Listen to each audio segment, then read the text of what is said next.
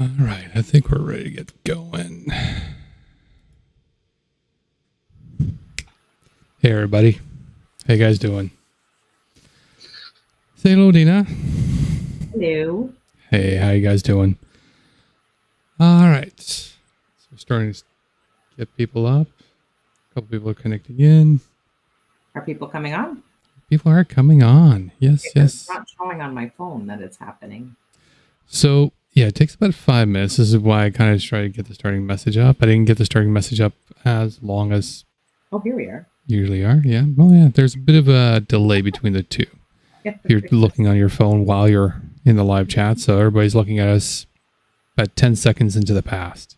So looking back on us. Also, as some people are discovering, this is one of the first times that we're actually doing this again, since we're now doing this both on Twitch and on YouTube at the same time. So, and the advantage of doing this also on YouTube is that when it saves, Twitch can only be accessed by Twitch subscribers for up to a certain amount of time, then gets deleted. YouTube, it'll stay there forever. So, and nobody needs to subscribe to anything. It's free for you guys to go check it out at any time. So, and both chats can come up and we can see them. Oops. Yeah, I'm going to have to look at the chat. And I believe somebody became a follower. Yay. Thank you. So, let's get started. I heard you were somewhere interesting last week. In fact, hang on a second. I can actually show everybody where you were. Thanks to media. Hang on. Let's see here. It was a busy week last week. It was, for example, there's Ardina. I can't hear it. Can they hear it? Well, I don't think you need to hear it.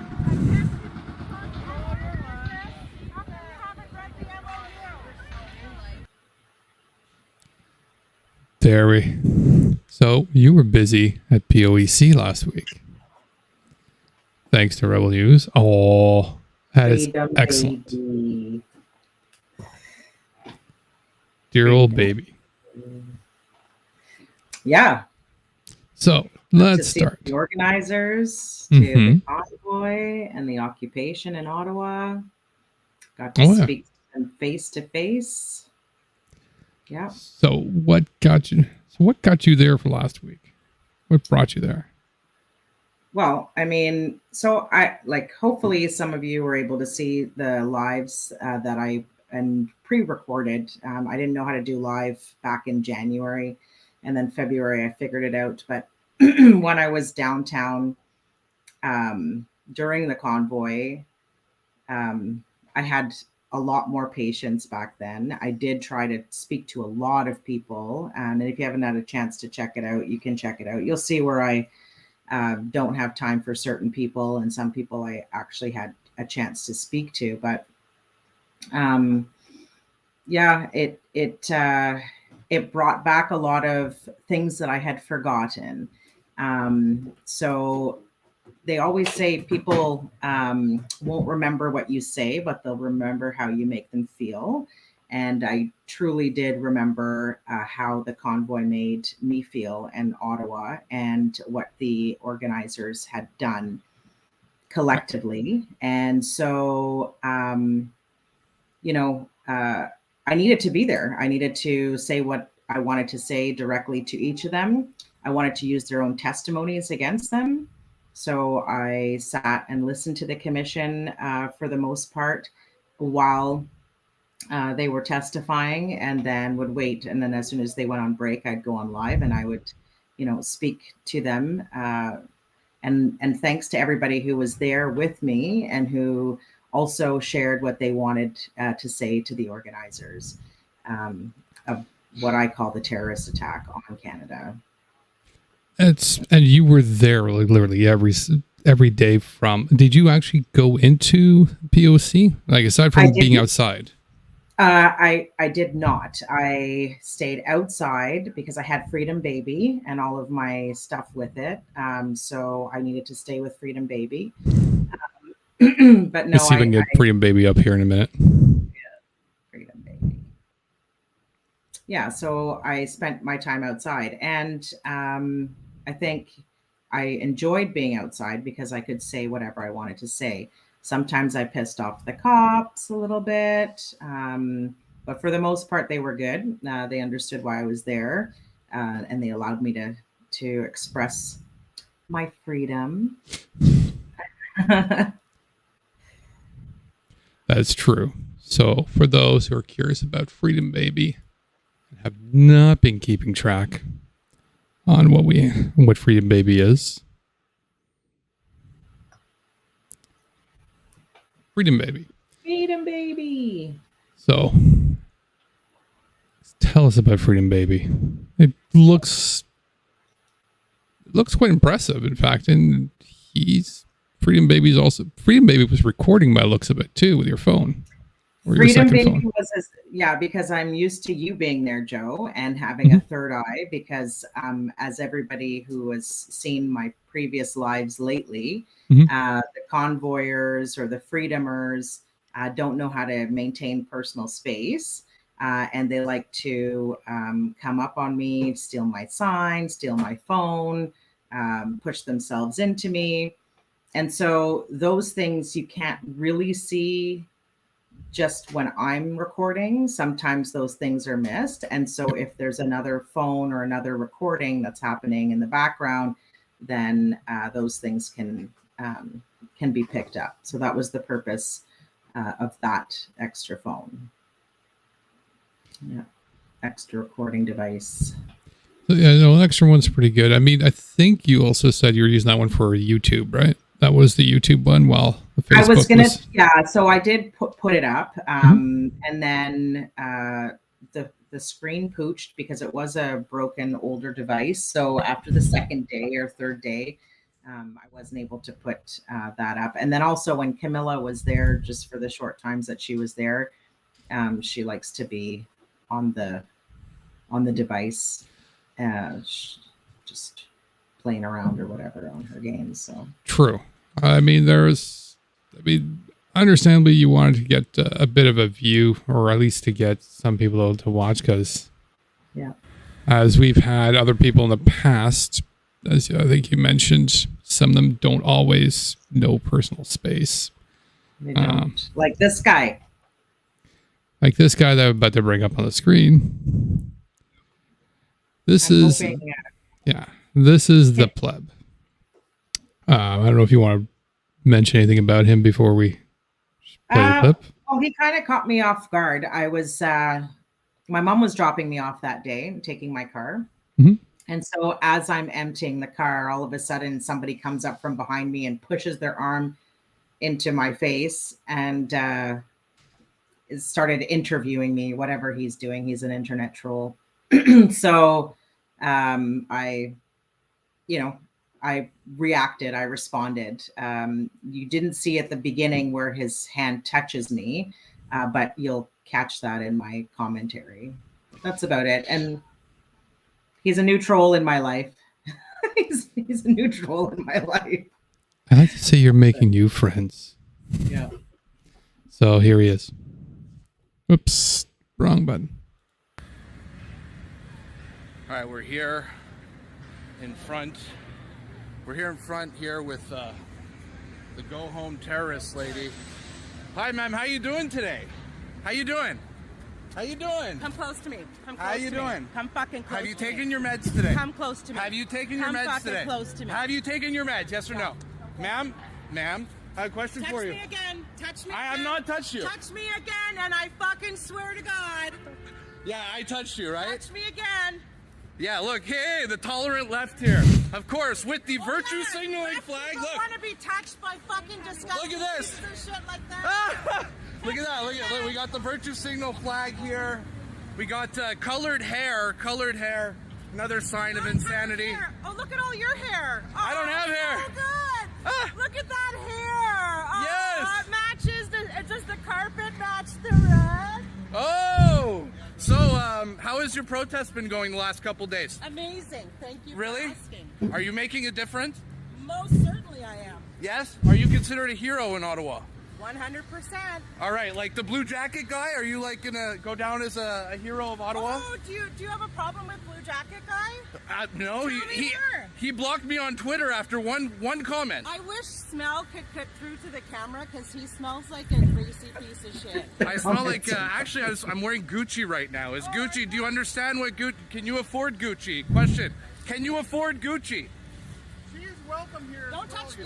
I swear to God, that's the second time I'm you just fucking gonna- touch me. Don't fucking touch me. 2 strikes. All right, That's it. this is the protester here. So that's I think the plan. I think he's confusing Gucci with Axe. Just gonna put that out there. Yeah, he was pretty stinky. But after that, he stayed pretty far away from me. And then he came and chatted with me a little bit again, trying to get another interview. He never posted it because he said I took too long to answer. Yeah, there was I had to chuckle a little bit. One of the comments that we had in the chat there is that yes, he is the guy that wears the Oakleys. Without a doubt. Swear to God, he's Oakley and Axe is all I can see. And all I Oakley can and Axe. smell when I'm looking at that. I'm like, yeah, he is. I call him Gucci. So if you ever Right. hear me calling somebody Gucci, that's who I'm calling Gucci. Oh yeah, no, we can tell for sure. So, Yeah. But it's quite a few friends. I mean, like obviously he was trying to see what he's using the microphone there, but yeah, he's he looks like he's the type to just shock in there to try to just get the rise, and that's it, and just move off kind of thing. Yeah. He's calls himself a liberal satirist or something like that. I don't even know. Who cares? Levels. Yeah. Yeah, he's there for the shock. He's there for the kind of like a shock jock kind of thing. Yeah. Shows up, causes a little bit of chaos. I guess he was kind of looking to try and make a bit of an impression, or sort of try to get some views. Maybe he didn't get some of the views he was hoping for. Maybe it didn't make him look as good as he was got hoping a lot of for. views. I think he's up to like 13,000, 14,000 now.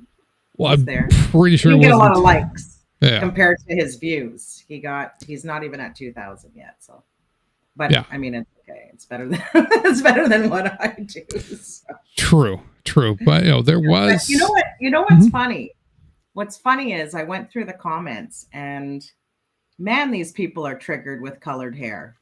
Like they are absolutely about 40%, I'd say, of the comments that I read had to do with the fact that I had dyed like different color hair, dyed blue hair, or Yes. they can't handle it. They need vanilla. They need So, vanilla. yeah, we talked a little bit about this. So, and you're right. I've also observed this too, where they've commented on your hair, and this goes all the way back to Tupac. So Yeah. let's go a bit. Let's talk about the hair. So let's start off. Why is the hair the color it is? How did it start? Well, I Let's mean, give the backstory so- for everybody. Yeah, I was when I first started at Tupac, Mhm. I came out with my car, had the trunk open, had the pride flag. It was a big pride flag, so hanging out the back of the car, and Right. played my music. And then so people were sending me comments from other feeds from the convoyers or the Tupacers or whatever you want to call them today. And one of the comments was, she can take that pride flag and shove it up her ass. And I thought, oh, really? Okay, well, let's double down. And I happened to have the washout dye, and I had it in every color. I bought it for Camilla because she wanted to dye her hair. And I'm like, I'm not going to permanently dye your hair at this age. So I went ahead and did the rainbows and the rainbow in my hair every day before I went out to Tupac. And so that really triggered them. And then I decided, I'm just going to do it permanently. And I just bought different colors and then did the blue. And I had it's kind of fading now. I'll have to retouch up, but there's like a bit of purple and then the other one's orange. And I'm seeing I don't know, conservatives, right-wing people, whatever you want to call them, are just so absolutely triggered by colored hair, and I am here for it. So this is staying. It's going to be like different colors all the time. This is you now. It is who I am. This is part of me. It's awesome. And it's true because I mean, you're right. Like you've had them comment, like that's the first thing. I've seen a couple of things on Twitter where they were commenting that. I'm like, really? That's your takeaway is that the hair is just a thing. It's up there with pronouns in my bio. So they can't handle that either. No. They can't handle the colored hair. Was another Andrew Lawton was another guy who came up to me, and I want to thank all of the people who are like following me or watching, and then they send me these little tidbits of what people around me are saying. Oh yeah. And so somebody had sent me the tweet that Andrew Lawton had put out, and so I'm like, okay, who's this loser? And then I see he's True North. So I'm like, hey, this guy's an idiot. And then he comes up to me. I think I did a brief interview with another, The Hill was there. Who else was there? Was a couple of other news outlets that were there. And I was, chatting with them. And then he comes up asking to do an interview. And I always ask, who are you with? Because I need to be careful who I'm going to be talking to. I will never do an interview with Rebel News. I'll never do an interview with True North. These media outlets that, project and say that mainstream media to twist things. Well, no, you guys do. So then I noticed it was him, and I'm like, no, you can kindly go fuck yourself. And so he posted that after. And then we had a chat a little bit later. So he ended up responding to his own tweet saying, oh, I had a conversation with her 40 minutes later. It was a good conversation or something stupid like that. So I was like, no, you're not going to pretend that, we are on good terms or whatever. So I responded back appropriately, telling him that,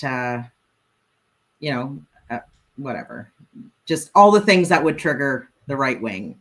I'm Muslim, because he's definitely xenophobic. So I'm like, I'm Muslim.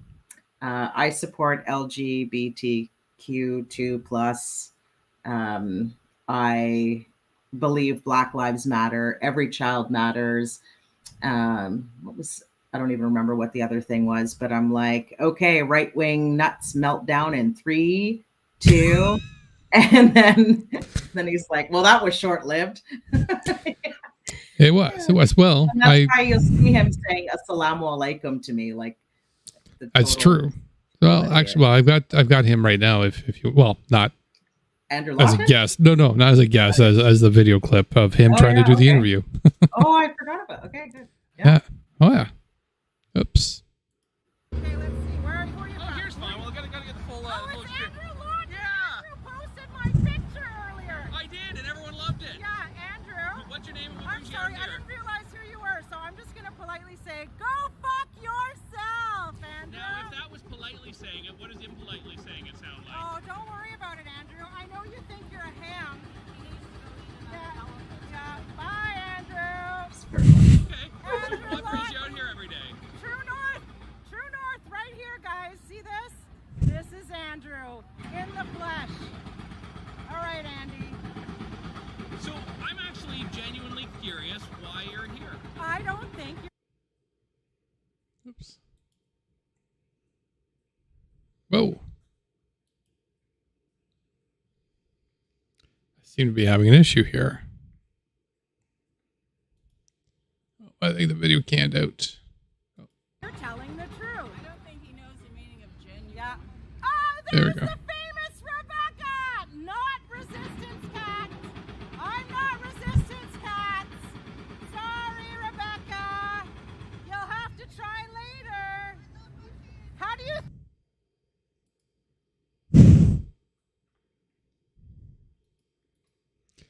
There we go. Sorry about that. A bit technical difficulties in there. We got you back. We're back. All right. So yeah, very short, very brief interview with him. That did not last long, but No. it did look like he was attempting to try to converse, but yeah, I mean, Not interested. no, and understandably so. He definitely was. I don't have the clip, unfortunately, from I didn't have a chance to set up the clips from both perspectives, both from Deana and from a few of them. Yeah. But yeah, no, he understandably, I mean, between him and Pleb and a few others, I mean, you've had some interactions going back all the way to the original convoy, both between him, Pleb, and I believe also you mentioned War Campaigner. I don't have that clip ready, but War Campaigner, you've got a story there. Yeah. So back in February, and I was looking in my feed, and I know it's there, like in my lives. And I recognized the guy that I was speaking to. So I was already in a conversation with somebody. We were talking about my sign and stuff, and it was a pretty good conversation that was going on. And out of nowhere, this guy comes along, and I don't think it was War Campaign. War Campaign was actually on the phone with this guy, and he's holding out his phone like this, and I just remember him talking about the fact that January 6th was a media fake or whatever. So like I said, I was talking to some people in February, and some people I'm just not even going to bother with, because if they're that, fucking down the rabbit hole, or, spreading conspiracy theories, or just dismissing these really serious things that have happened, I'm not going to bother. And so the first thing I said was to him is, if you're going to start off this conversation, or the conversation with that guy, that January 6th was a hoax, we have nothing to fucking talk about. Get the fuck out of here. And so he, I don't know, said some bullshit. I don't even remember what it was, but he posted it he recognized me from February and what's going on now. So he reposted it. He calls me the angry agitator. And so, yeah, now he's trying to troll me, and he's sending his army after him. So anyway, I call him the Wart Campaign. And it brings us back to the bullshit that they were spewing, the organizers were spewing in the testimonies about how we want to bring Canada together. We want unity, whatever. Okay. So, but you have friends like Work Campaign, and this guy showed up at Tupac as well. Who has a name like War Campaign, and that's somebody who wants to bring Canada together? Give me a fucking break. Like, the hypocrisy is real. But anyway, so this is another new troll in my life. So I made the mistake, and I want to thank someone for messaging me right away. I had retweeted his tweet. And that person messaged me and said, that's what they're waiting for. You need to download their videos and then share their videos. So that's exactly what I deleted that one after the guy responded. And then I retweeted with the downloaded, but I mean, they found me. It doesn't matter. I'm not trying to hide. And so they're sending their crazy trolls after. And so I played the game for a little while. One guy I deleted or blocked, and I don't usually block people, but he was using my platform to start spreading misinformation. And so, like, it's one thing to have a debate about, something like that. But when all you're doing is posting these bullshit articles or whatever, no, you're not using my platform for that. So I just blocked him. No. You want to talk about it? That's one thing, but you want to just, No, So, and I mean, War Campaigner, there's a list of additional things, and I'm not going to go into it because I'm not even familiar with the whole. I've never followed him as much, particularly when it comes back to as far back as. he's a dick. Oh, yeah, Sorry. no, he is. He's just a fucking dick. He is, That's what he and is. And he's also a bit like Pleb. He's trying to go for shock. I mean, he donated to the campaign $88, as you might recall. Oh, that's who donated Yes. the $88. That's who donated the $88. Okay. Connects a few dots now, doesn't it? I get it now. Yeah. Mhm. All right. Mhm. So for those who are not aware, 88, number 88 is also HH. sorry. HH, Hail Hitler, isn't it? Yeah, it's a dog whistle for HH, Heil Hitler. So as in many of the other codes, they're like, oh, it's just 88. Maybe it's a year. No. I can't believe he has so many followers. Like, it's just sickening. It's disgusting. It's not disgusting. really. You're just looking for insecure men. Yeah. Well, definitely. Incel heaven. It is. I mean, for somebody like him, it's for him and the pleb and others. You're just looking to say what people want to hear. Yeah. He may or may not believe whatever he's peddling, but he's just selling what people want to hear.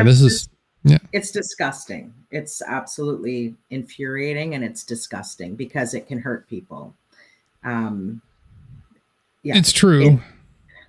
And I'm not disagreeing with you on that one. It's true because I mean, for a long time, people have been in show business have been always trying to sell what people want to see and hear and whatnot, and that's fine. But there is definitely a line that we've now crossed a long time, and not we, but a long time ago. I know what you mean. Yeah, that where it's hey, look, if we start pandering to this group of insecure individuals by feeding into that, saying, hey, yeah, we can, it's you're the ones that right now in the trouble. You're the ones that are being wronged. Watch us get one up on that feminist woman by doing all sorts of crazy, stupid things like the pleb and campaigner try to do. That's what you get. It's wrong. It's stupid. But they're going to keep going that while they still keep getting an audience. So it's pretty much two things. One, shutting them down before they can start, because their idea is to get you angry. On the camera, angry. And don't give them that, because that's what they're going to try to sell. And if it's like, no, you're an idiot, piss off, walk away. Yeah. They don't get it. Yeah. They'll be forced to go, do things by themselves, which is all sorts of things there. I thought so. At Tupac, he ended up sort of ambushing Judy Trin from CTV. She was on CBC before, and I just got to give her props because she's fantastic, really well spoken. Mm-hmm. Yeah, and she backed up everything she said. He kept trying to do the gotcha thing, and she just totally, she meant what she said when she was talking about the convoyers in whatever.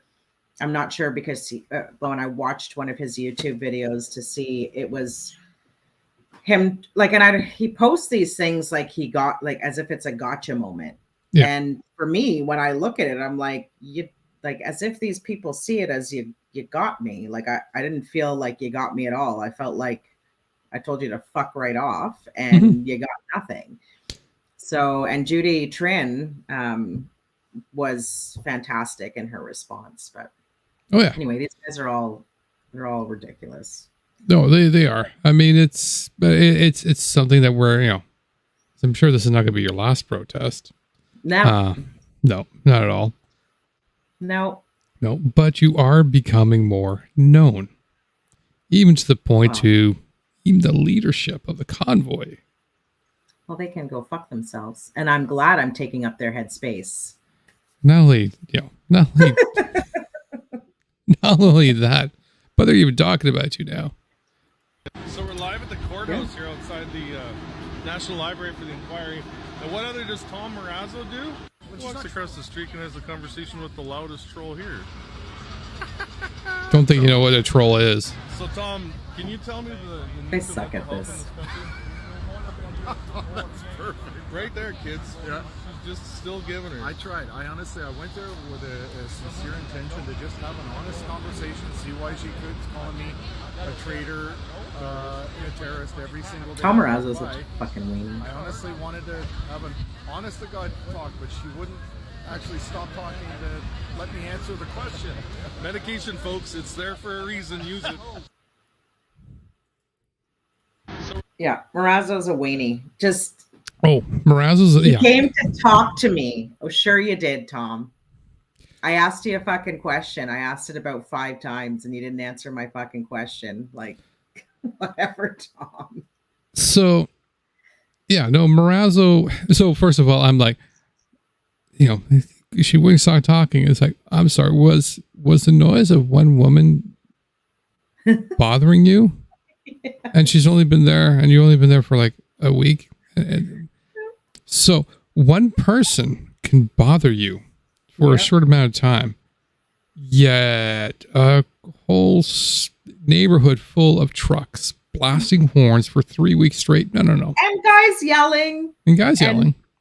Playing music super loud and 24 hours a day. Obnoxiously, revving that's their cars. That's nothing. That's just a light party.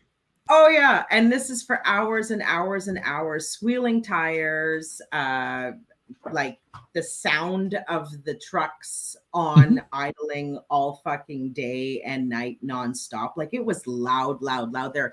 Even loud. I'm walking around with my noise cancelers on. Okay. So it's hilarious. And the amount of them that tried to have me removed from the city sidewalk across the street from them was just priceless. And screw you guys. Go fuck yourselves. That's all I have to say. Well, like I said, you weren't making many friends there.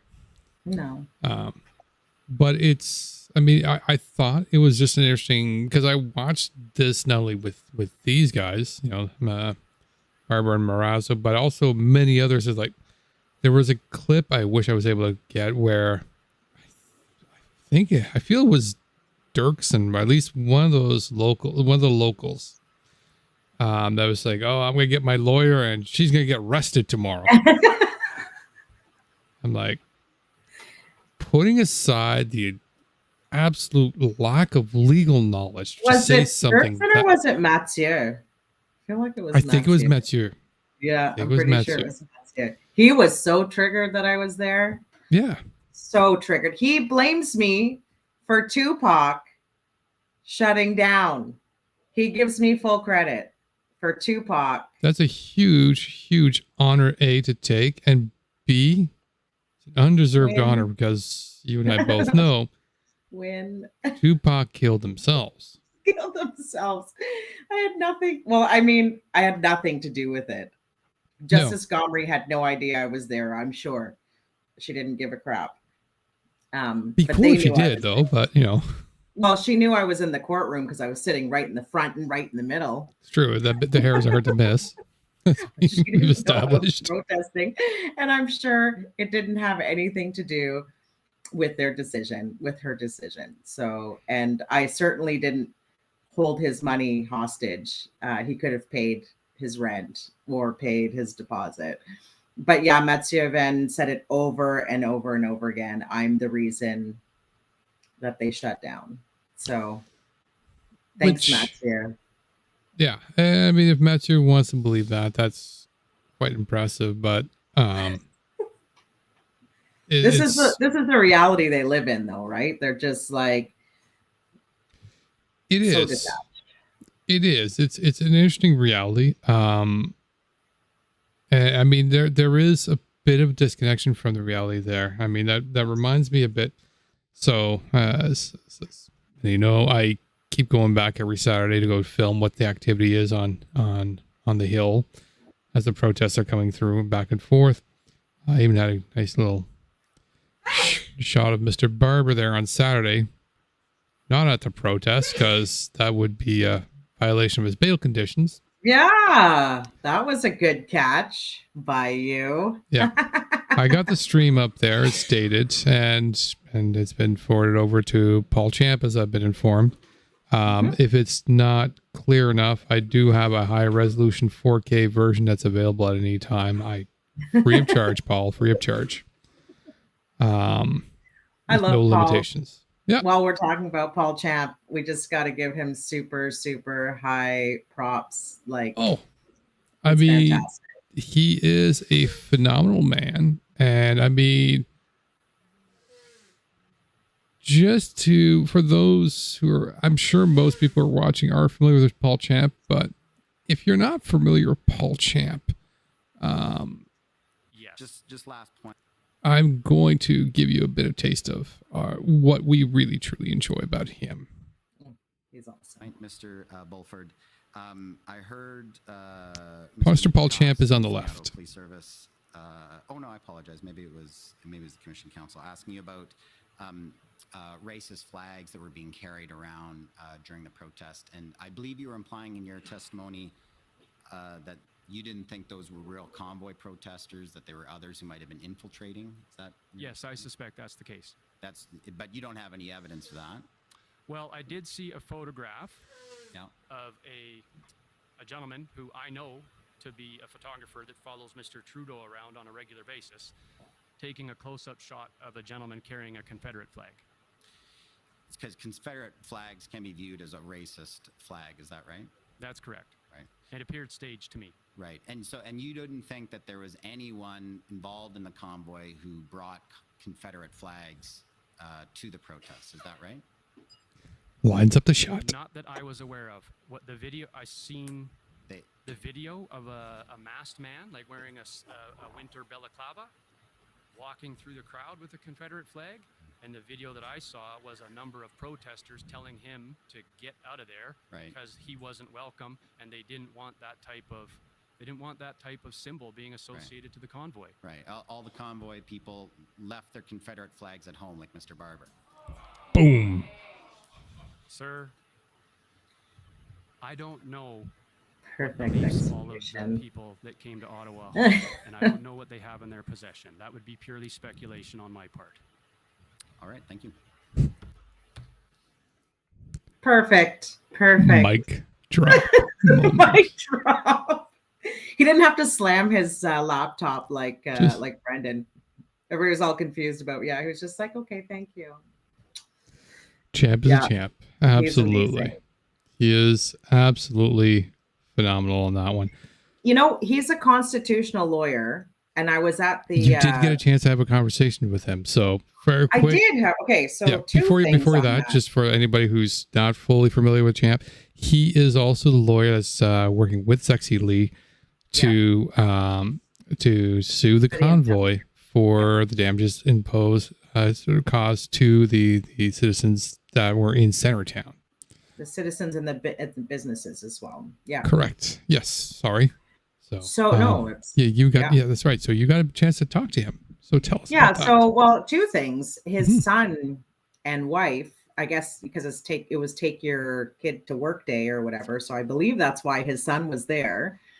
And so his son comes up to me, and I really should have recognized him because he does look like a younger version of his dad. Nice. But he's got long hair or whatever, but he comes up and he's like, "Can I take a picture?" And I'm like, no. And he gave me this look, and I said, "Are you with them?" He said, "No, not no." And I'm like, "Yeah, sure. Come on over." He's like, "Paul Champ's my dad." And I'm like, "Well, here you go." Picture's free. Gave him the sign. Yeah. His mom took the picture. It was very, very sweet. And then later, a day or something, Paul came out and thanked me for being there. And he said, "I'm doing a great job."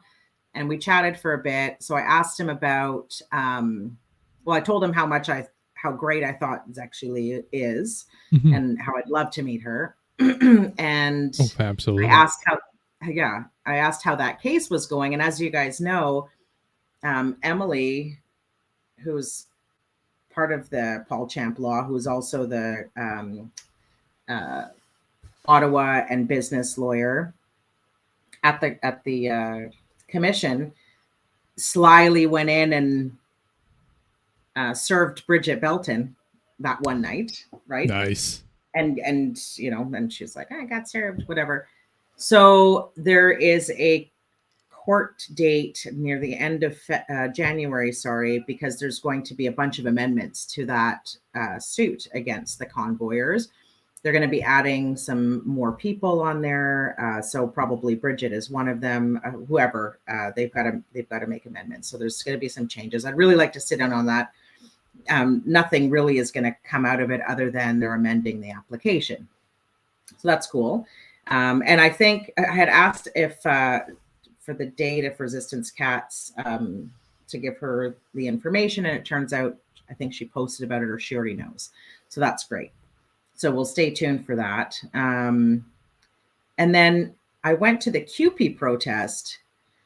I had my phone. I was being lazy that night. I just wanted to hang out and whatever and not record, but I really should have, because he was one of the speakers. And I found out some really cool stuff about him. He's a constitutional lawyer in Canada. And like there was labor disputes in Saskatchewan and other places in Canada that he was part of. And all of the ones he mentioned, they won. So he knows his shit. And yeah, so yeah, I really, really wish I had recorded it. And I'm sorry I didn't, everybody. I don't know if anybody else was recording any of the speakers or the speeches. I haven't seen it. But that would have been really cool. But yeah, he's awesome. No, he is. That's I mean, we all thought it was impressive. I mean, especially when it started with Zexi Lee, where she came out and started the whole lawsuit process, and he picked it up and he's been running with it ever since. I mean, it's a huge thing for, I think, of a lot of us that are kind of looking forward to in regards to this convoy came and squatted onto their town, right in the middle of the streets. And it kind of felt like we were kind of told that we have to deal with it. We kind of just deal with it. You know, it's just an inconvenience. It's an inconvenience. And to be honest, we were told that when it comes to most protests, but most protests come in, they do their thing, and then they go. And most times we're fine with that because, you know what? It's true. We respect the democratic right to protest the activity. But this one was different. And so seen the harshness, and I mean, especially seeing some people, friends and others, people there suffer. It was nice to finally see this thing like, you know what? This is something a little different. This is something that's actually going to help, hopefully. Yeah. So. Well, I loved a couple of things about the commission. I loved that they had that opportunity to play that 10-minute video of when Deering and Maggie, whatever her name is, were up. Chris Deering and Hope Maggie, whatever, I don't know what her name is. She's irrelevant to me. But they were able to play that 10-minute video of what was happening in Ottawa. I thought it was really well done. And then just ask the final question, if you would be okay with that. I loved that Jeremy Glass and Mimi, or Francine, whatever you want to call her, were kicked out. They were all kicked out, essentially. They all had to move to the gallery, which was funny. But Jeremy Glass and Mimi were thrown out and had trespass order against them. So they had to stay on the city property. That was awesome. And I'm not gonna lie, I'm not very surprised Mimi was trespassed. I'm gonna say it now. She's been trespassed a lot. Yeah. I'm kind of surprised she wasn't trespassed sooner for that kind of activity. Sorry, but continue. No, it's exactly. And you know, like I was a little bit, it's hard when you're heckling certain people. I mean, I have some compassion for Chris Deering for what he went through when he was serving in Afghanistan, and his story is really compelling. And I was talking to one of the cops that were there. He's a sergeant, and he actually served in the military, and now he's a police officer for the OPS. And so, but at the same time, everything that I was saying to him were his direct words coming right back at him. So you still make your your choices. And I'm sorry about what happened in your past. You also have to make better choices. And you lied on the stand. He perjured himself, trying to say that he had no idea that the Emergencies Act was called on the 17th, but in the same breath, he says he had to be there because he needs to put himself where most civilians, he was ready to be beaten. Most civilians wouldn't be ready to be beaten. I don't care where you were in Canada and what side of the aisle you stand on. Every single person in Canada knew that the Emergencies Act was invoked. If you were on the right side, then you were infuriated, and all this propaganda coming out saying that Trudeau crossed the line, he needs to resign, all this bullshit. You knew. Don't go on the stand and say you didn't know. You just happened to be there on the 17th. I mean, bullshit, buddy. And so to bring it back, Jeremy Glass used, and I've heard this before, where they say, oh, if you don't like the sound of, like saying to us, because it was terrible in Ottawa, you don't like the sound of the ocean, don't live by the ocean, right? That's what, as if that's the same fucking thing. We picked Ottawa to live here, so we have to deal with the bullshit that comes with living in Ottawa. What are you even talking about? Do you go and pollute the ocean? And so when I was heckling Deering about accepting money from a white nationalist neo-Nazi, that one. First his wife turns around and says to me, well, my husband didn't deserve to get beat up. And I said, well, if you don't like the waves of the ocean, don't come to the ocean. The ocean's pushing back. Okay. So, I mean, at the end of the day, you can't come to a city, whether it's the capital or not, and pollute the shit out of it. Like, if you live in a house with everybody else and all that house belongs to everybody, are you going to tolerate somebody, shitting on your carpet? Are you going to tolerate somebody banging pots day and night? Like, no.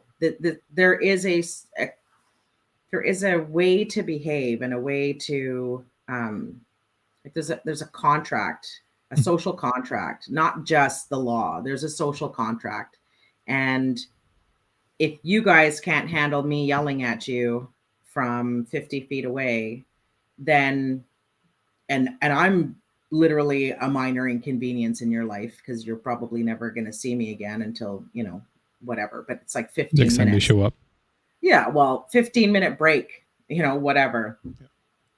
Or, and then you think that it's a minor inconvenience to the people of Ottawa. And not even Ottawa. If you saw the mayor of Coots, village of Coots, Alberta, he was so impressive today.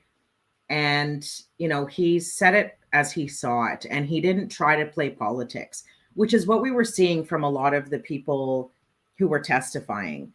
He was speaking from the heart. He wasn't trying to be careful about what he was saying in case it meant something else or could imply something else.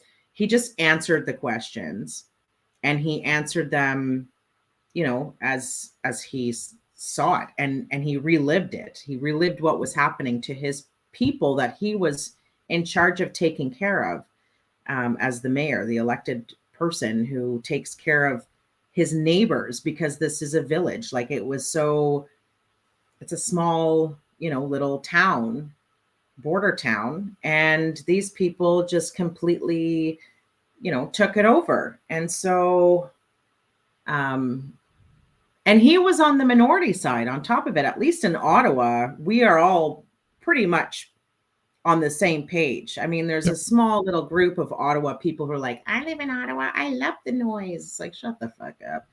But, like, please. But he was on the 30% I think we met side. them all too. Oh God, yeah, we've met them all. Exactly. That's exactly it. And he's on the minority side, but he, you can't rationalize the torture and the violence and all that other stuff because you agree with the cause. You can agree with the cause and be firm and steadfast against the behavior of these people, which he was. He said, they lost my support when this happened. In other words, you guys had his support. You had a lot of people's support. And this because people were standing on the highways waving their flags and waving and happy to see you in Ottawa too. Mhm. And then you do this to the people of Ottawa.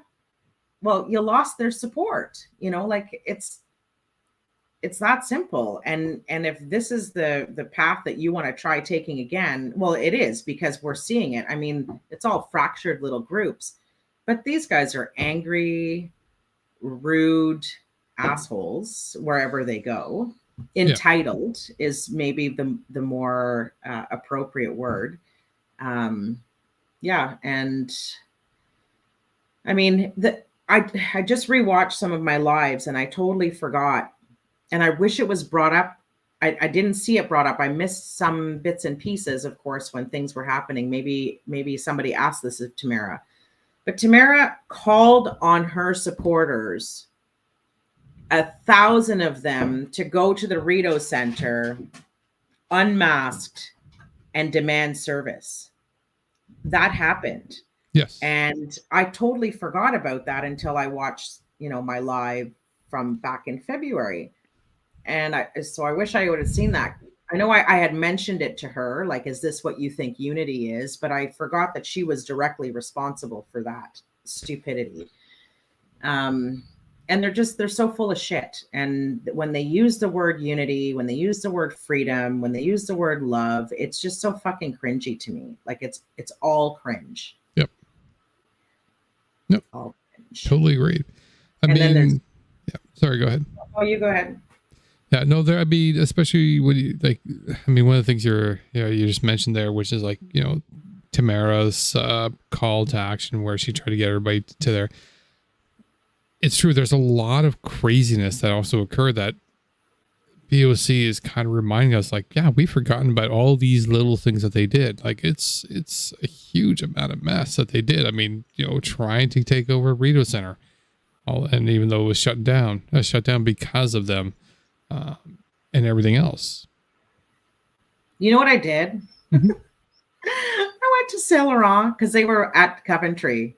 I was there with Camilla. We were just shopping for, I don't even remember what we were shopping for, someone's birthday or something. And I did the opposite. When I saw somebody without a mask, like they would stand there or whatever, and I'd go up to them and I'm like, get your fucking mask on. And they're like, they look at me and I'm like, yeah. How does it feel? Get your fucking mask on. You're going to walk around without your mask? You know you're supposed to be wearing your mask. Is this how we talk to people? You know, like, yeah, anyway. Well, we know you're not subtle. I'm not. But the point is I'm giving them a taste of their own medicine. Like, I don't go up to people out of nowhere and just be whatever. But if you're going to purposely go in and try to shut down our mall, or try to demand service from somebody when you know they have no control over any of it. They have no control over it. The kid that's behind the cash, even the owner that's behind the cash, they have no control over it. They will get a fine at that time. If they allowed people to come in maskless, they would get a fine. Yep. Why are you putting that on them? You know, like, it makes absolutely no sense that they're targeting innocent people to get their point across. Like, no, absolutely. And it's also, it was one of the things both back then and also a little bit now, which is they're going into retail stores. They're going into malls, restaurants, malls, everything, and targeting businesses where the employees who are working these businesses, they're not the most compensated employed people in any aspect. I mean, most of them are making minimum wage. So most of them are not going to be trying to do, you know, they're already struggling a lot with half these jobs. Are demanding enough as it is, you know. Retail, you're dealing with angry customers because they all believe that, and you know, during COVID, everybody was stressed out already. So they're stressed out. They're, you know, and the restaurant ones, they're already, you know, struggling as it is because there's not many people that can go into the restaurants, nor do they want to go into restaurants. Yeah. And they're all running around causing them all a hard time. Like, you think you're helping? They're already having a nightmare of a day. All you're doing is getting more people against you. Like, you're not this is the opposite of unity. You want people to join your cause. Don't treat them like shit. I mean, like I'm not yelling at these guys because I want them to be on my side. They're fucking far gone. They're not going anywhere. They're going to be there. I've tried a lot to talk to people, to reason with them, to show them truth or facts. They can't, they're not capable. The capacity isn't there. Yeah. Maybe some people can be changed, and I applaud anybody who can bring that. I have tried and tried and tried. Like I said, if anybody wants to watch those lives, I've had these conversations. I've had people in my family where I've had these conversations for several years. To me, it gets nowhere. And I don't know what the solution is. I don't know how to fix it, but I do know that, you know, if you're going to think it's okay to treat people like shit, I'm going to show you how it feels. And then if you have a problem with it, well, then maybe at some point you're going to think about it and say, you know what, I didn't like that. So I'm not going to do that anymore. I don't know if that's going to work. I have no idea. Yeah, this is where I have a little bit of a problem. Is in regards to, because one of the things you said there kind of. You came back from the dark side? Well, that's good. Somebody came back from the dark side. Excellent. Irish. Excellent. They made those retail wage workers lose their wages. I came back from the dark side. Well, I hope I'm reading that right. Was it me? I'm just kidding. Yeah. So one of the things that kind of bothered me, with what you said was just, you know, I don't know how to fix this and address this. And it's not you that bugged me on this one. It's more of, why do we feel we need to fix this when the people who we need to at least beat us aren't going to? It reminds me of the statement of, you know, it's like a conservative. Oh, I can answer that. Yeah. But before that, it reminds me of the story of, you know, it was like conservative and talks to or you know, somebody from the right talks to somebody on the left saying, you know, meet me halfway. The left takes a step forward and the right takes a step back, and the guy on the right says, meet me halfway. Mm-hmm. If you're not going to do the minimum to try to have a discussion, if you're just going to be hard right, and not even discuss, move, and just parrot, there's no discussing. You've already agreed not to discuss. Why are you expecting us to do any discussions? Well, so that's fair, but I think what gets born out of these discussions with the sarcasm and the fact checking and all that other stuff, mm-hmm. is what we are seeing right now in the United States, where the Gen Zs are really pulling up the bootstraps of the rest of the world and are making that change on behalf of the world. Because, you know, the older generation, for some reason, seems to always vote conservative or vote Republican. I absolutely don't understand it. I don't get it. Right. But I mean, it is what it is.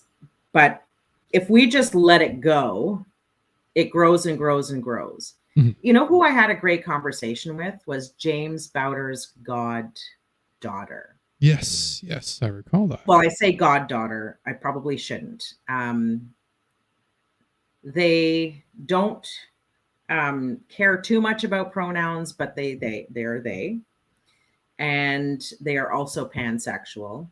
That's how they describe themselves to me. And they're 16 years old. And I won't share all of what we spoke about because they have a lot of, they felt very comfortable speaking to me, and I appreciated that. And somebody else came up, was passing by, she works, and she wanted to come say hi. And so she was there, and she's a social worker. So she was part of that conversation. But I won't get into what we were talking about. But what I will talk about is that they said that they were going to come speak to me, and their mom was there and their dad was there. And the mom says, you saw how she is. You want to go up to her. She's like getting in people's faces and blah, blah, blah. And they said to their mom, I've been here the whole time. I haven't seen her get up in anybody's face. I see her yelling across, but people here are yelling at her too. And I actually saw them going up to her, not her going up to them. So they're paying attention to what's going on and are not being brainwashed or tilted.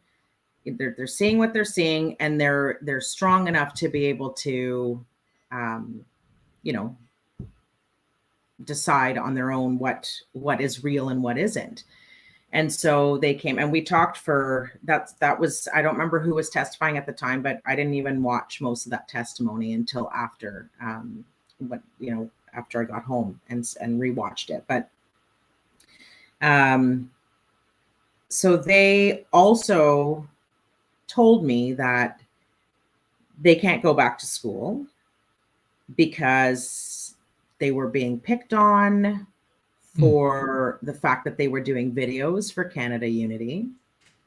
And I asked, because they were under 16 at the time. And so I said, well, did you do the videos on your own, or were you asked to do the videos? And they said they were asked to do the videos because they thought, not they, as in this person, we'll call them C. C was asked by Canada Unity, James Bowder, whoever, to do it because C is a young face, and they thought that they'd be able to convince young people, right? And so back to the original point is we need to have these conversations. We need to condemn it, and we need to be vocal about it. Maybe not as vocal as I am. Everybody has their own style. And again, this isn't that or what volume. You see. It's yeah. My volume is good. I can do that. I can project. Second only to Clayton. Yeah, to Clayton as well. But that's not the only way to do it. Some people are very measured and very articulate and really good at getting their points across. I think there's space for all of us and again, this style that you're seeing the last couple of weeks isn't normally my style. I don't usually cut people up to try to make a point. These organizers and the people at Tupac, I think, wholeheartedly deserved it with the way that they treat people and their abuse. So bring it. I'll do it to you. But, anybody else, there's no way I would treat people like that, on purpose. That's not who I am. And so, we have to do something. We have to be unequivocal and denounce all of this stuff in real time as it's happening, and remember the things that happen and bring it up so that the people who are watching, which are the younger generations, and even other people who are on the fence, doesn't matter what age, can see who is it's with our actions that they're able to see, how to have these discussions or how to think about it. And, I see it in Camilla. She had that conversation with Kyle the other day. And, that guy likes to pretend he's in the middle. And it's not like I have these conversations with Camilla and tell her how to think. We hardly even talk about it after when we're leaving. When we're together, we don't talk about the convoy stuff. All she says is, "Are we going to go protest today?" And I'm like, "Protesting is over, Camilla. We're not going anywhere." But when she was face to face with Kyle, she's finally like, "Look, Kyle, you can't be in the middle. Okay, you're either here or you're here, but you can't be on the middle on this topic. There's no such thing as the middle." And she was just really articulate about it. And I sat and listened to her. And that's why we love and that Camilla. Matters.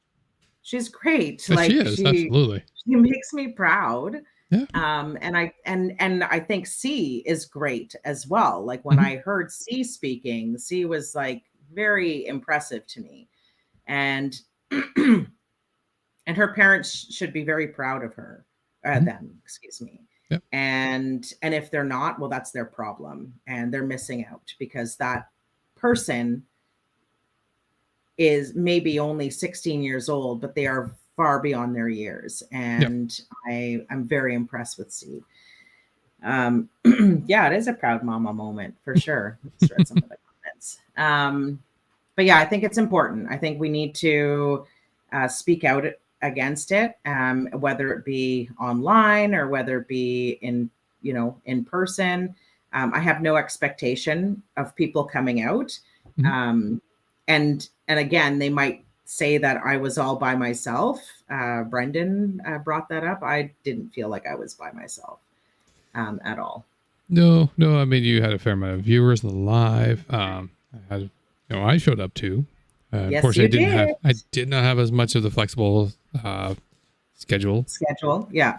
I did have the better equipment for this round. Yes, you did. You have infrared. Yes. Yeah. Oh, yeah. Well, I even got an infrared light now to go with it too. So it's not only can see well in the dark with the infrared, but it also has a light that can also not disturb. So that gets kind of fun and creepy in the same breath.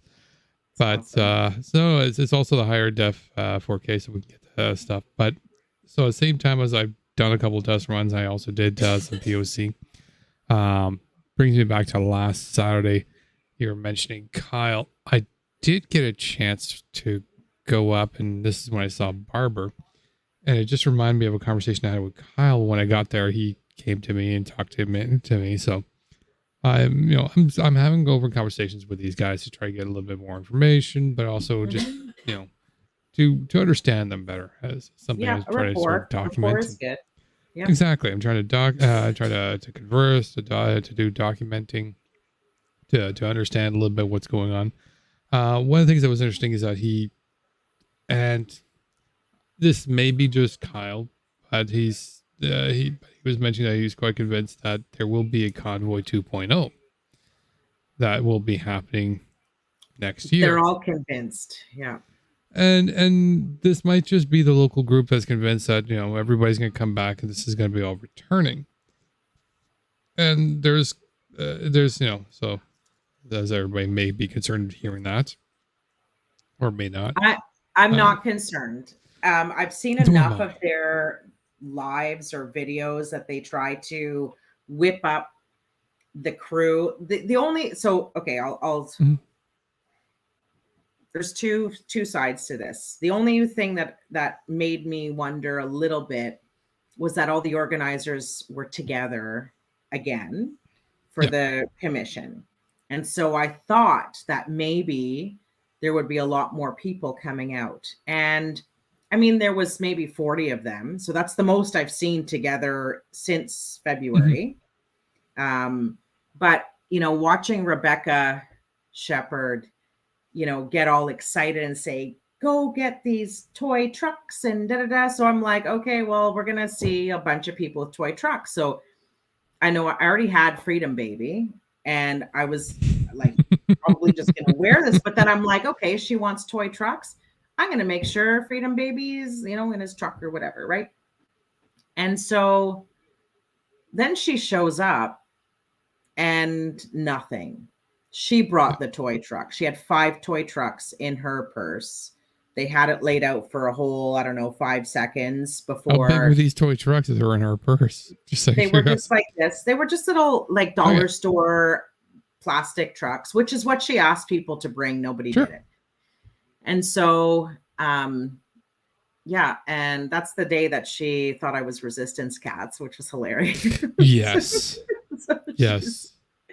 But yeah, it was totally a pathetic show, and they don't even like each other. Being standing outside, and I'm not sure if you guys picked up on it on my lives, but they remained in their cliques and, sort of talk to each other, but really they don't like each other. They're not, and they were backstabbing each other and throwing each other under the bus. And and now Rebecca is trying to, what did she do? Is she trying to sue Tom Marazzo, or is Tom Marazzo trying to sue? Tom Marazzo and Reb and Jane. And I always view it as Reb and Jane because they're just they're always together. Their whole stand for Thee thing. Yeah. Yeah. Tom and James. Marazzo has no love for them. Jane was yelling, I think, at Tom because she thought he was throwing them all or the whole movement under the bus. There was they a lot are of infighting. Yeah. They absolutely are, and they're all doing it to each other. They are. It's so yeah. It's fine that they're getting all hyped up about Convoy 2.0, and maybe a few people will come, but I think after all of those people and the trucker, like the people who are in trucks, I really hesitate to call them truckers, the convoyers that came. It takes, when you lose that much money, like we're talking tens of thousands of dollars these people lost coming out to Ottawa. Mm-hmm. It doesn't just take a year to get that money back. Like these are people who took that, a few years to save up that kind of money. Yep. I don't think they're willing to risk it again. And so I highly doubt we're going to see anything like that again. I don't think that's going to happen again. Correct.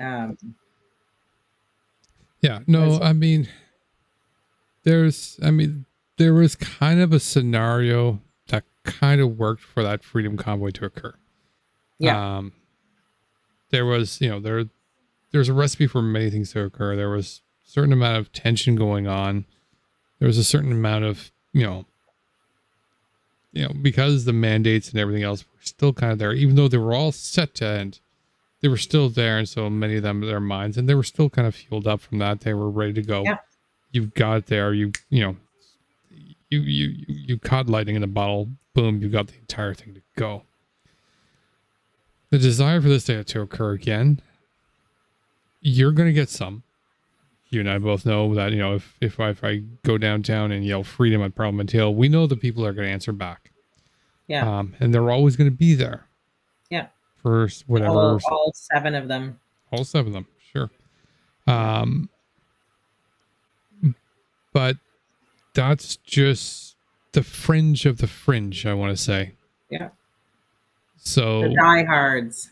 That's the diehards, or the other way. I like to say is, the party ended, but these are the people who haven't gotten the hint to leave and go home.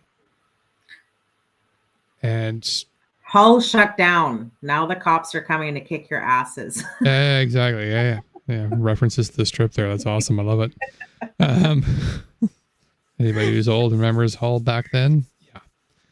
If you guys are from Ottawa, yes. Hull is the across the bridge in Quebec, and Ottawa would close at 1:00 and Hull would close at 3, I think. So it's 2-ish or 3, yeah. Yeah, 2 or 3. So you'd party in Ottawa till 1:00 and then walk over and keep going. And then you'd get, if you were not lucky and a lot of people weren't, the shit kicked out of you by the Hull cops because they're not nice cops. Well, and the Hull cops were not patient because they've been doing this every weekend for many, many, many, many weeks. I mean, there's a whole story we can go into that, including how the entire Hull actually shut down the entire thing.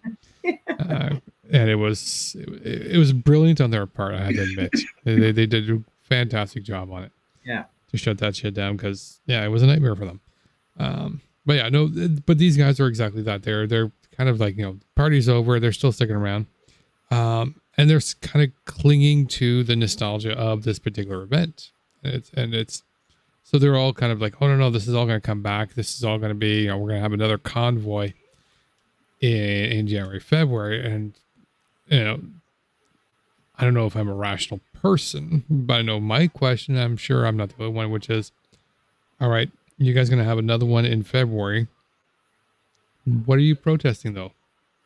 There's definitely no mandates left. There's no... You just want to party again. Yeah. Is it just for the nostalgia of partying? Like, is this all we're doing now? Well, speaking of party, if that's the case, was that the only reason why you were there to begin with? Well, of course it was. James Bowder's birthday just passed, and Brendan's birthday just passed. Ah, yes. Brendan, your new friend. Yes. Yes. And I do believe there was a bear hug. There was a bear hug. Was it? Because I thanked Brendan. I thanked him for mentioning me at the commission. Yes. And this would be the bear hug. Question. Real, Brendan. Keeping it real.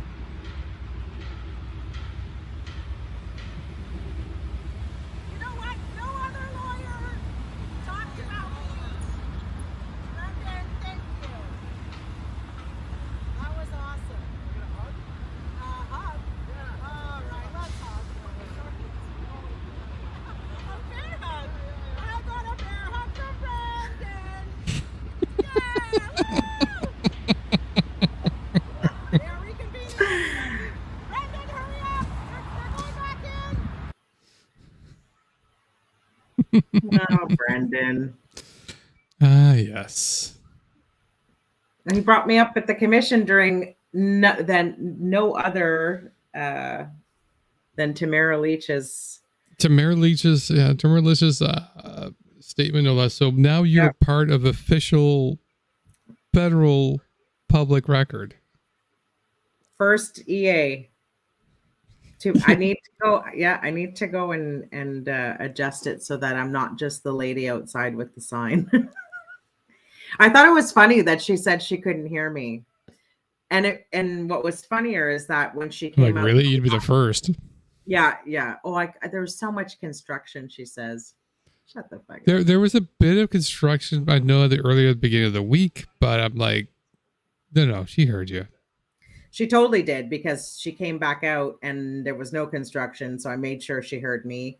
And then she was talking to Adam, the security guard. And then the last time Adam comes to me and he's like he's just like, okay, they can hear you. I'm like, no, they can't. I'm like, she just testified. She couldn't hear me. Like, I'm not being too loud. They can't hear me. And sorry, I didn't realize your job was to stand here and protect their feelings. Like, get out of my way. I'm going to keep yelling. Like, oh, yeah, you got to know him pretty well. Yeah. I remember seeing it a couple of times. All right, Deana, we got to talk again. Yes. That poor guy looked frustrated. You should have seen his face when he saw me in the commission building, in the library, an archive building, because I was going to use the washroom. Did he pee and a then little? He comes in and he, like, I'm being searched or whatever, and going through security, and he sees me in his face and he's just like, and I said, I'm just using the washer, madam. And then the security guard looks at me and she goes, am I missing something? I'm like, no, we know each other. And I said, I'm the scariest person he's ever met. Just using the bathroom. You could have some fun as you're being searched. He's like, yeah, you thought your day was interesting and fine? I'm about to change that shit, bitch. Let's go. Yeah. Watch me walk into the room now. Oh, it was funny. Everything's about to go sideways. Oh, Amber. Amber Heard could learn how to cry better from Tamara. Yeah. I think Tamara stepped on a bee. Stepped on the bee. It was crying. Are you going to play that clip with Tamara where he asks her, or what do we have? I don't think I have the clip of Tamara. Is that 1:17:35? Oh, yes. Oh, yeah. Yes. So I think I know which clip you're talking Brendan, about. Yeah. So yes, because we were discussing that. And when you walk in here every day for the past few days, there's a protester outside, and I'm sure you've heard everything she's been saying, and she's a counter-protester. Look at her face. And is against your cause. What are the sort of things that protester has said to you while you've been coming in and out of this hearing? Well, it's been very hard to hear because there's a lot of construction. I just hear her shouting my name a lot. I heard her say something, I think just now, about she can't wait till I go back to jail. But other than that, I haven't really. Did she mention anything about terrorism? I believe that's right on her sign. And what's it say? It says, "Go home, terrorists." Okay. Thank you.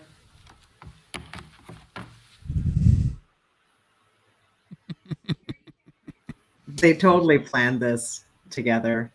That was like they rehearsed it for sure. They rehearsed it. Oh, for sure.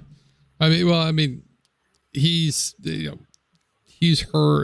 she's his witness. So, I mean, and he represents the Freedom Convoy. So he's going to be doing as many things for her. And because pretty much his clients are the entire gaggle of them, you know, Lich, King, excuse me. Well, he asked me what I thought about Bridget Belton. And actually, I want to bring this up. There was a guy that showed up. So, okay, the one day Brendan was, this is before this thing happened, I think. It was on his birthday. Mm-hmm. I kept noticing him coming out at breaks and asking for smokes from the convoyers or whatever. And now it's the end of the night. And he comes out and he asks for a smoke. And I'm like, I've got a smoke. And the guy that he was with literally had the cigarette like almost out of the pack. And he just bolted over to me, which I thought was awesome. And so I find him a cigarette. And he said, what do you think of Bridget Belton? But another guy that I was talking to already, he called him on his question to Catherine McKenney. He said, why did you, when you brought up the, I don't remember what the question was, but a picture came up of gas. Some protester was holding a sign or something saying, gas the unvaxxed.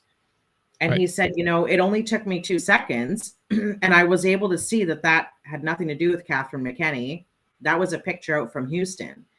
And so I just want to know what your reasoning behind that was. And so Brendan, you know, danced around it and just basically said that he used some Dunning something, not Dunning, Duns and something law, not Dunning, Duns and something. I don't remember, Duns and Roberts or something. And he said that he didn't see the picture come up. So that's weird that we would have seen it and he didn't see it.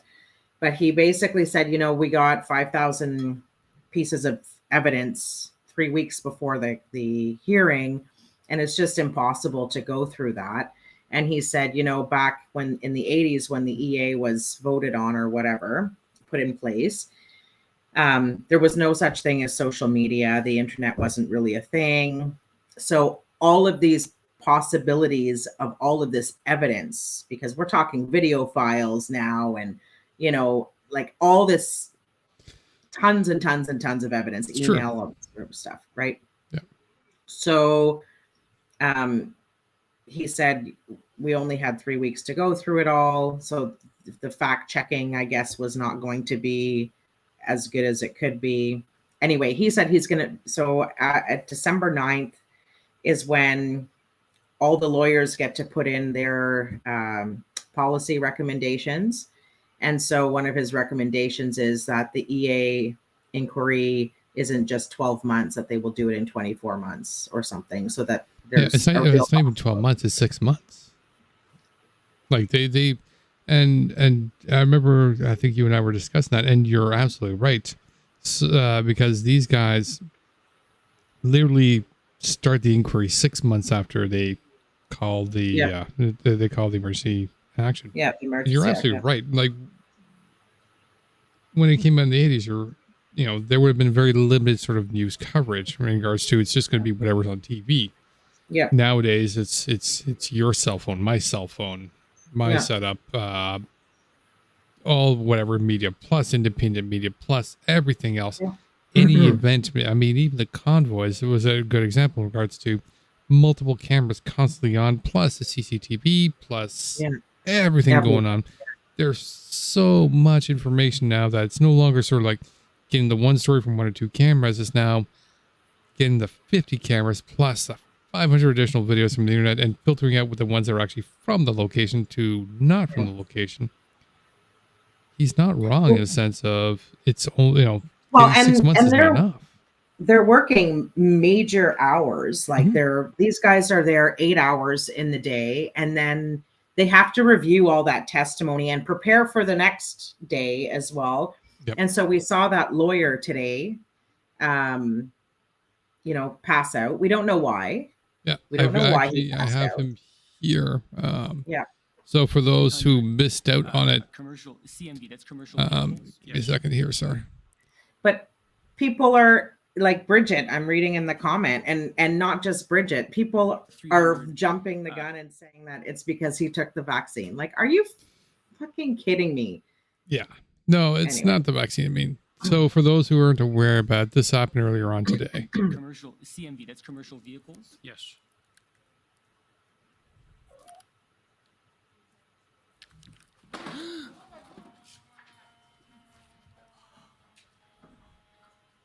That's it. But if you and you guys can always go back and on CPAC and rewatch the whole thing. He seemed quite fine at the beginning. I mean, but Even right up to the moment, he seemed fine. He almost. I saw him catch his breath in the question right prior. He had sort of, done one of these, and so I don't know. Obviously he was feeling dizzy or tired or something. But the fact that the first thing you jump to, your conclusion is that it's the vaccine. Fuck, what world do you live in? Like, yeah, it blows my mind. It blows my mind. It doesn't surprise me. And the reason why I say it doesn't surprise me is none of these people have worked as hard as he has ever worked in their lives. Yeah. Yeah. I mean, this gentleman here. So, first bit of good news for anybody's last I've heard, he's in the hospital. He's fine. They're running tests. That was the last I heard, but he's alive. Everything's okay. Obviously they're just making sure whatever it is, thoughts are with him for sure. Yeah. I know a guy who has heart flutters, and every time his heart actually flutters, he drops to his knees or he passes out. Sure. It's more common than people want to I was in the bank. Remember that post that I made about how the ambulance was going to take 2 hours? The ETA was 2 hours. 2 days later, I happened to be in the bank, and a guy I've never seen it before. A guy starts seizing. And he was actually seizing because he is an alcoholic, and he was going through a withdrawal seizure because he didn't drink the alcohol he needed to before he went into the bank. And I even spoke to his mother because we finally got a hold of her after I had dropped him off somewhere. Like, I helped him through it, and then I drove him wherever he needed to go. And we kept trying to call his mom, and his mom called me back, and she said, I almost lost him 2 years ago. Like, I'm not saying that this is happening with this guy, but there are hundreds and hundreds of reasons why somebody could pass out. And the only thing you're stuck on is that he took a vaccine. It is. And it's for them. It's you're absolutely right. I mean, there is, I always will always fall to the concept of Occam's razor. The simplest explanation is always going to be the most likely. It could have been, he's maybe, something as simple as, just blood sugar levels, and he didn't have a lunch that day, or he's eating late and it knocked it off, and that caused it. Yeah. It's or likely for sorry. Or he hasn't slept in fucking 4 weeks. Absolutely. You're right. There's, if you want to take the Sherlock Holmes approach to the whole thing, there's a massive list you need to build in regards to all the possibilities of what might have occurred. And then you can start knocking off as to, all right, well, maybe it's not his blood sugar, maybe it's not this. The vaccine thing is going to be very low on that list. The simple idea is worry about him, hope that he's okay, and let the doctors do their fucking job and figure out what's going on with him. Why does that have to be your first thought about because it helps that's their the story. Other thing. They have no compassion. If they want to go and jump to conclusions first, but they have no concern of the human being that just felt like that just passed out on national TV, on top of that, like he has to also deal with that, right? Yep. It's like, they just totally sidestepped the most important part of all of this, and that is the human being that is in distress right now. And all you want to focus on is, I was right, he took the vaccine. Like, shut the fuck up. I'm done with and you. it's not even Done. it's not even original in regards because was it Justin Bieber months back he got what was the condition? It was balls Oh no, yeah, because he Bell's had half his face was half his frozen. face is paralyzed and it was called as Bell's something, and it commonly occurs when a particular virus get infected by a particular virus. It's not uncommon. In the nervous system. Yeah. Exactly. It comes in, hits the nervous system, partially paralyzes part of your body, and it will clear up. But it's just Bell's palsy. Thank you very much, Purple. It comes in, it will affect you, it's temporary, and that's it. And I believe it was Kellyanne Conway. Sorry, not Kellyanne Conway, but Kellyanne Wolf or Farkas. Oh, she's an idiot. That girl's an idiot. Yes. She's an idiot. And she was just blasting out saying, we know it's the vaccine. We know it's the vaccine cause it. Just, help yourself and help Canada out by telling everybody here that, hey, that you've been vaccine injured and let us know and let us help you out. Come back to Canada and come support us. We'll fix you. We'll fix you. Yeah. I'm sure she had a fine collection of essential oils that she will come by and clean, clear that whole condition up. But it was just like, no. It's ridiculous. Anyway. Ridiculous. Anyway, it is coming up to, it is past 11 o'clock. It is bedtime. So we will probably have to wrap this up quickly. I don't know if there's anything else we wanted to cover quickly before we take off. Oh yeah, one more thing, guys. Atlas is getting his stitches out tomorrow. I almost forgot. Yes. So we do need an Atlas update. Yes. So I will share a picture.